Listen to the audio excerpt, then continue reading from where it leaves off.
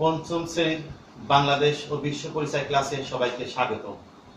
আমি মোহাম্মদ মুনিরুল ইসলাম, সহকারী শিক্ষক, Pallabi Majedul Islam model high school, Pallabi, Dhaka.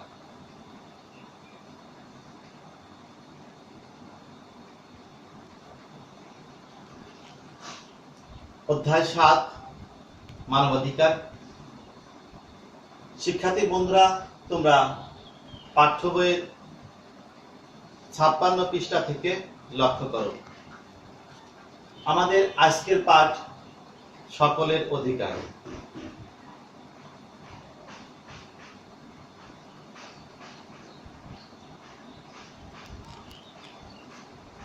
অধিকার সম্পর্কে আমরা সবাই কম বেশি জানি। তারপরে আজকে আমরা পাঠ্য বইয়ের আলোকে আমরা সুন্দরভাবে আরো জানব। জাতীয় সংঘ 1948 সালের 10 ডিসেম্বর মানুষের অধিকারকে স্বীকৃতি দিয়ে অনুমোদন করেছে মানবাধিকার সর্বজনীন ঘোষণাপত্র। অর্থাৎ তোমরা সবাই জাতীয় সংঘের নাম শুনেছ। অর্থাৎ যে জাতীয় সংঘ বিশ্বের সবগুলো রাষ্ট্রকে নিয়ে অর্থাৎ বিশ্বের শান্তি প্রতিষ্ঠার জন্য 1945 সালে প্রতিষ্ঠিত হয়েছে জাতীয় সংঘ। জাতীয় সংঘে বিভিন্ন ধরনের রাষ্ট্রের বিভিন্ন ধরনের সমস্যার সমাধানে অগ্রণী ভূমিকা পালন করে। এই ঘোষণাপত্র অনুযায়ী জাতি, ধর্ম, বয়স, নারী পুরুষ, আর্থিক ভেদাভেদ, বিশ্বের সব দেশের সকল মানুষের এই অধিকারগুলো আছে। অর্থাৎ জাতীয় সংঘ যে মানবাধিকার সর্বজনীন ঘোষণাপত্র দিয়েছে, এখানে ঘোষণাপত্র অনুযায়ী জাতি অর্থাৎ আমরা বিভিন্ন জাতি আছি, মুসলমান জাতি, হিন্দু জাতি, বৌদ্ধ জাতি। এখানে জাতির কথা আসছে ধর্ম এবং বিভিন্ন ধর্মের মানুষ আমরা আছি। হিন্দু ধর্ম, বৌদ্ধ ধর্ম, খ্রিস্টান ধর্ম, নারী পুরুষ, আর্থিক ব্যবস্থা ভেদে বিশ্বের সব দেশের সকল মানুষের এই অধিকারগুলো আছে। সকল সুযোগ সুবিধা পাওয়ার অধিকার হচ্ছে মানবাধিকার। তোমাদের পরীক্ষায় যদি আসে মানবাধিকার কি, তাহলে অবশ্যই তোমরা লিখতে পারবে সকল সুযোগ সুবিধা পাওয়ার অধিকারগুলোই হচ্ছে মানবাধিকার। তাহলে আমরা মানবাধিকার কি তা জানলাম। মানবাধিকার বলছি আমরা কি, সকল সুযোগ সুবিধা পাওয়ার অধিকারগুলোই হচ্ছে মানবাধিকার। অর্থাৎ একটা শিশু যখন বেড়ে ওঠে, একটা শিশু জন্মের পর থেকে তার অধিকার শুরু হয় এবং এই অধিকারগুলো অর্থাৎ মানুষের যে অধিকারগুলো, সেই অধিকারগুলোই হচ্ছে তার মানবাধিকার। তো শিক্ষার্থী বন্ধুরা, আমরা পাঠের দিকে আরেকটু অগ্রসর হই।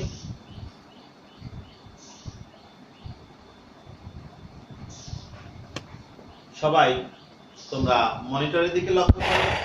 নিচের সব থেকে কয়েকটি মৌলিক মানবাধিকার জেনে নিই। অর্থাৎ আমরা এই সব থেকে দেখব, তোমাদের পাঠ্য বইতে আছে মৌলিক কিছু মানবাধিকার। অর্থাৎ মৌলিক অধিকারগুলো কোনটি আমরা আগেও জেনেছি। মানুষের কিছু মৌলিক চাহিদা আছে, এরকম কিছু মৌলিক অধিকারও আছে। অর্থাৎ শিক্ষা, বস্ত্র, বাসস্থান, চিকিৎসা যেমন মানুষের মৌলিক চাহিদা, এরকম মানুষের মৌলিক মানবাধিকার অর্থাৎ একজন মানুষ হিসাবে জন্মগ্রহণ করলে তার যে মৌলিক অধিকারগুলো, সেটাই তার মৌলিক মানবাধিকার। মানুষ জন্মগতভাবে স্বাধীন। অর্থাৎ একটা মানুষ যখন জন্মগ্রহণ করে তারপর থেকে সে স্বাধীন, অর্থাৎ সে মুক্ত। স্বাধীনভাবে চলাফেরা করার অধিকার। অর্থাৎ একটা মানুষের স্বাধীনভাবে চলাফেরা করার অবশ্যই অধিকার থাকতে হবে, এটা তার মানবাধিকার। সমাজের সবার সমান মর্যাদার অধিকার। অর্থাৎ সমাজে আমরা যারা বসবাস করি সবাই সমান মর্যাদার অধিকার।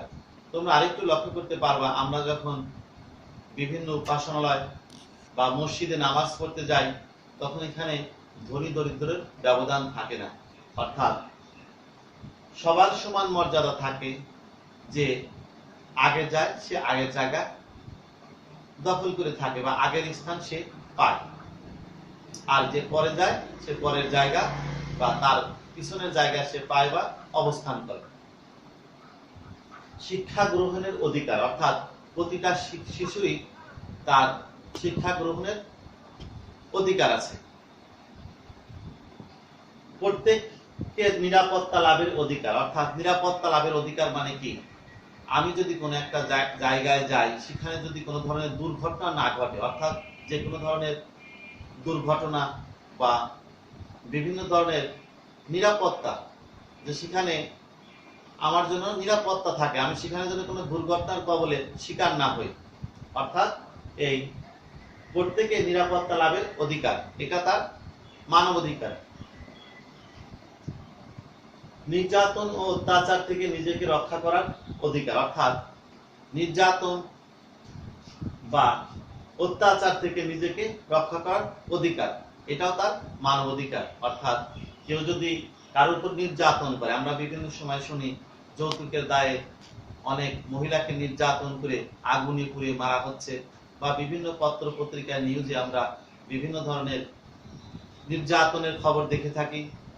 তো এই নির্যাতন থেকে নিজেকে রক্ষা করার অবশ্যই একজন মানুষের অধিকার থাকবে, এটা তার মানবাধিকার। অর্থাৎ একজন মানুষ নিজেকে আত্মরক্ষা করার জন্য, তার নির্যাতন থেকে বাঁচার জন্য নিজেকে রক্ষা করার অধিকার থাকবে, এটা তার মানবাধিকার।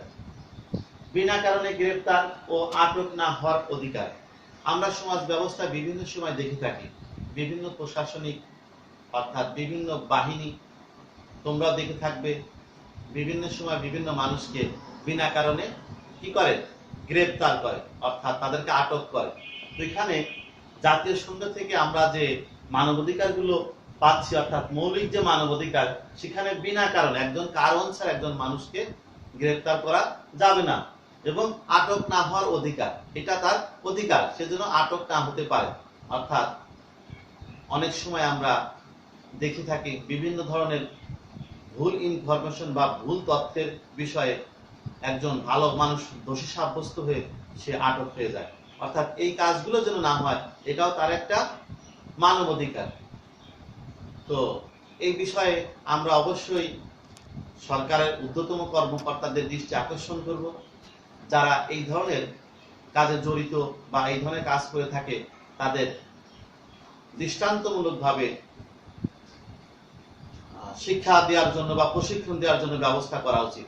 অর্থাৎ বিনা কারণে একজন মানুষকে আটক করা বা হেনস্থ করা বা বিনা কারণে কাউকে গ্রেফতার করে তাকে বিভিন্ন হয়রানির শিকার করা, এগুলো যেন না হয়, এটা একজন মানুষের মানবাধিকার। তো শিক্ষার্থী বন্ধুরা, আমরা কয়েকটি মানবাধিকার জানলাম এবং আরো আমরা জানবো আমাদের পাঠ্য বইয়ের আলোকে।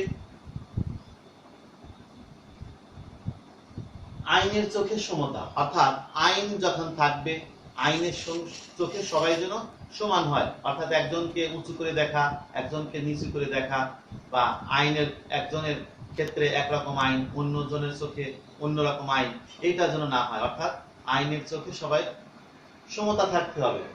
সবার ন্যায্য মজুরি পাওয়ার অধিকার, অর্থাৎ শ্রমিক যখন কাজ করে অবশ্যই তার ন্যায্য মজুরি পাওয়ার অধিকার থাকবে।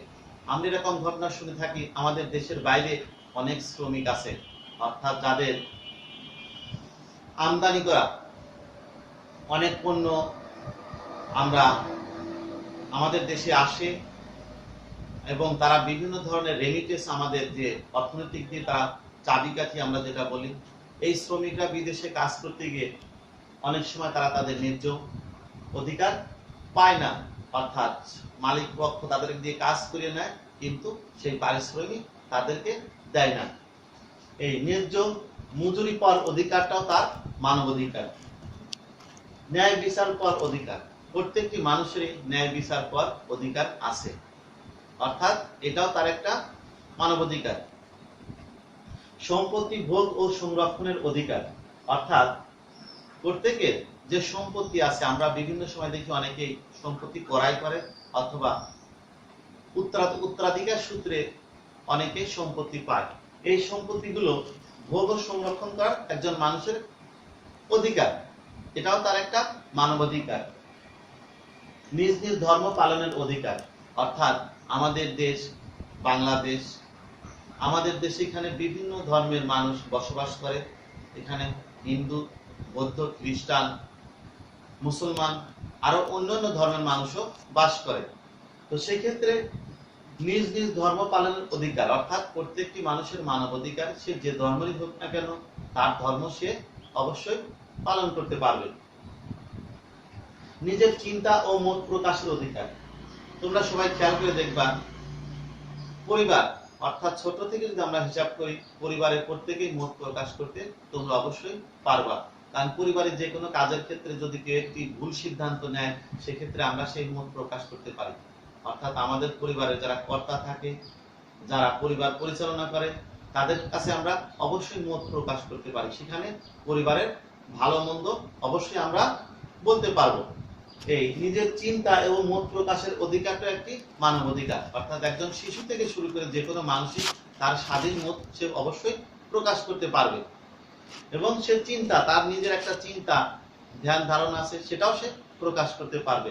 এটা তার মানব অধিকার। নারী পুরুষ সমান অধিকার। অর্থাৎ আমাদের সমাজে অনেক সময় আমরা নারীদেরকে বিভিন্নভাবে হেনস্থ বা হেন চোখে দেখি। কারণ অধিকাংশ সময় আমরা বিভিন্ন পত্র পত্রিকায় আমরা দেখি যে নারী নির্যাতনের ঘটনাগুলো, ওইভাবে পুরুষ কিন্তু নির্যাতিত হচ্ছে না। অর্থাৎ নারী পুরুষের সমান অধিকার, এটাও তার একটি মানব অধিকার। তো শিক্ষার্থী বন্ধুরা, আমরা আমাদের পাঠ্যের আলোকে অনেকগুলো অধিকার আমরা দেখলাম।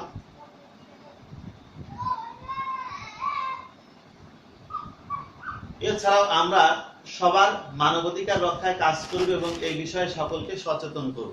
অর্থাৎ আমরা সবাই, এই সমাজের সবাই যদি আমরা সবার মানবাধিকার রক্ষায় কাজ করি এবং সকলকে যদি আমরা সচেতন করি, তাহলে অনেক ক্ষেত্রে অনেক সমস্যার সমাধান হয়ে যাবে।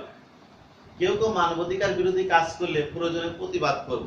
এখন আমরা যদি দেখি আমাদের চোখের সামনে কেউ মানবাধিকার বিরোধী কোনো কাজ করে, সেক্ষেত্রে অবশ্যই আমরা প্রতিবাদ করব। অর্থাৎ আমরা যদি প্রতিবাদ না করি, তাহলে আস্তে আস্তে এই মানবাধিকার বিরোধী কাজগুলো বাড়তে থাকবে। অবশ্যই আমাদের এই কাজগুলোকে প্রতিবাদ করতে হবে। তো শিক্ষার্থী বন্ধুরা, আমরা এছাড়াও আরো শিখব, সরকার হলো একটি রাষ্ট্রের ব্যবস্থা। অর্থাৎ একটি রাষ্ট্র হতে গেলে সেখানে একটা সরকার দরকার আছে, এবং সেই সরকার রাষ্ট্রের যে কোনো কাজ করার সিদ্ধান্ত নিতে পারে। এখানে গণতান্ত্রিক সরকার, আমাদের বাংলাদেশের নির্বাচিত গণতান্ত্রিক সরকার, সরকার যে কোনো সময় এই রাষ্ট্রের যে কোনো কাজে, অর্থাৎ রাষ্ট্রের বৃহৎ স্বার্থে সে যে কোনো সিদ্ধান্তই নিতে পারে। আর সমাজ হচ্ছে মানুষ সমাজবদ্ধ হয়ে বসবাস করে, একে অন্যের প্রয়োজনে এগিয়ে আসে। অর্থাৎ সমাজে আমরা বিভিন্ন কার্যক্রম করি, বিভিন্ন ধরনের মানুষের সহযোগিতার হাত আমরা বাড়িয়ে দিই। সমাজ ব্যবস্থায় একে অন্যের আমরা সহযোগিতা করি, অর্থাৎ আমরা সমাজে একসঙ্গে মিলেমিশে বাস করি। এটা প্রাচীন কাল থেকে মানুষ দলবদ্ধ হয়ে বাস করে আসছে, এবং সেখান থেকে আস্তে আস্তে সমাজে সৃষ্টি হয়েছে। অর্থাৎ সমাজবদ্ধ মানুষ একসঙ্গে থাকলে অনেক শক্তিশালী হয়। তাহলে আমরা আজকের পাঠ শেষে আমরা কি শিখলাম? জাতীয় সংঘ কি। অর্থাৎ জাতীয় সংঘ এমন একটি সংঘ যে বিশ্ব শান্তির জন্য তারা কাজ করে। বিশ্বের যতগুলো রাষ্ট্র আছে, এখানে অধিকাংশ রাষ্ট্রই জাতীয় সংঘের সদস্য রাষ্ট্র, এবং এই রাষ্ট্রগুলো তাদের যে কোনো ধরনের প্রাকৃতিক দুর্যোগ এবং বিভিন্ন ধরনের ঘূর্ণিঝড় বা বিভিন্ন ধরনের কাজে জাতীয় সংঘের সহযোগিতার হাত বাড়িয়ে দেয়, এবং বিশ্বের শান্তি প্রতিষ্ঠায় এই জাতীয় সংঘ প্রতিষ্ঠিত। জাতীয় সংঘে যে কোনো ধরনের মহামারী দুর্ঘটনায় এগিয়ে আসে, এবং বিশ্বে যদি কোনো যুদ্ধের ঘটনাও আসে, সেক্ষেত্রে জাতীয় সংঘ অগ্রণী ভূমিকা পালন করে এই সমস্ত রাষ্ট্রের সমস্যার সমাধান করে থাকে। তো মানব অধিকার আমরা কি, আমরা আগেও জেনেছি যে মানব অধিকার কি। আমরা আবার একটু পিছনের দিকে দেখে আমরা যাই। মানব অধিকার কি তা আমরা জেনেছি। মৌলিক মানব অধিকার গুলো কি কি? অর্থাৎ মৌলিক মানব অধিকার, মানুষের যে অধিকারগুলো মৌলিক, আমরা মৌলিক সম্পর্কে আগেও জেনেছি যে মৌলিক যেমন চাহিদা আছে, এরকম মানুষের মৌলিক অধিকারগুলো আছে। সরকার কি তা আমরা জানি, রাষ্ট্র ব্যবস্থার জন্য সরকার প্রধান। যেমন রাষ্ট্র হতে গেলে একটি নির্দিষ্ট ভূখণ্ডের দরকার আছে, সেখানে রাষ্ট্র ব্যবস্থায় সরকার অবশ্যই দরকার। রাষ্ট্রের যে কোনো ধরনের সিদ্ধান্ত নিতে, রাষ্ট্র পরিচালনা করতে অবশ্যই সরকার দরকার। সমাজ কি, অর্থাৎ মানুষ দলবদ্ধ হয়ে সমাজে বাস করে, একে অন্যের বিভিন্ন ধরনের সহযোগিতায় এগিয়ে আসে। তো শিক্ষার্থী বন্ধুরা, তোমরা সবাই মনিটরের দিকে লক্ষ্য করো। আমরা আজকের পাঠে যা শিখলাম, সেখান থেকে তোমাদের স্কুল তো এখন বন্ধ, আমি তোমাদেরকে একটি বাড়ির কাজ দিচ্ছি, অর্থাৎ কাঠামোগত যে প্রশ্ন পরীক্ষা আসবে, এরকম একটি কাঠামোগত প্রশ্ন আমি তোমাদেরকে দিচ্ছি। তোমরা সবাই খাতা কলম নাও এবং টুকে নাও। আমি দিয়েছি জাতীয় সংঘ কি, মানবাধিকার কাকে বলে, মৌলিক মানবাধিকার গুলো লেখো। অর্থাৎ এই প্রশ্নটি তোমরা অবশ্যই এখন খাতায় লিখবে এবং মুখস্থ করবে, পড়বে। যখন বিদ্যালয় খোলে তখন তোমাদের শ্রেণী